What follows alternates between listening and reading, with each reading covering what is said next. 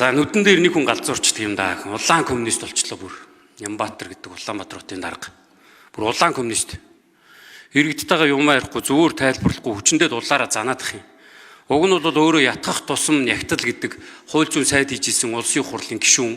Өнөөдөр улсын хурлын гишүүд нэг нэгээрээ гараад ирж байна. Учрал дарга та өөрөө улсын хурлын гишүүн. Таны гараад ир тантай үзье гэж шүү дээ. Гарахгүй юм. Очиж Нямбаатартайгаа уулзрах болохгүй юм. Засах тусам говьлээ. Занах тусам хамгаалах юм уу? Занах тусам жагсах юм уу? Бид нар одоо иргэдэд юу гэж хэлэх ёстой вэ?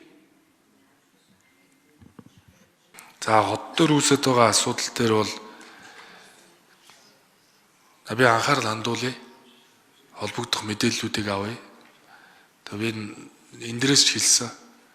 Манай намаас томилогдсон шатны сонгуульд албан тушаалтнууд ард түмнийг иргэдийг дээрээс нь харж харьцахгүй шүү.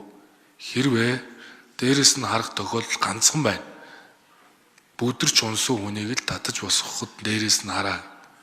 Тэгэхээр намын даргын хувьд тэр гүйцэх засаглалын тэргүүний хувьд тэр цаашдаа бол би сахилгатай, хариуцлагатай, ёс зүйтэй байхыг шатны албан хаагч нараас нэхэн шаардна. Энэ бол хин нэгэнд одоо үйлчлэлэг, хин нэгэнд үйлчлэхгүй гэдэг зүйл байхгүй учраас бүгдээрээ л шатндаа хариуцлагатай бай гэдгийг л одоо шахаж шаардна. Тэгээд энэ асуудал дээр би бас анхаарал хандуулъя.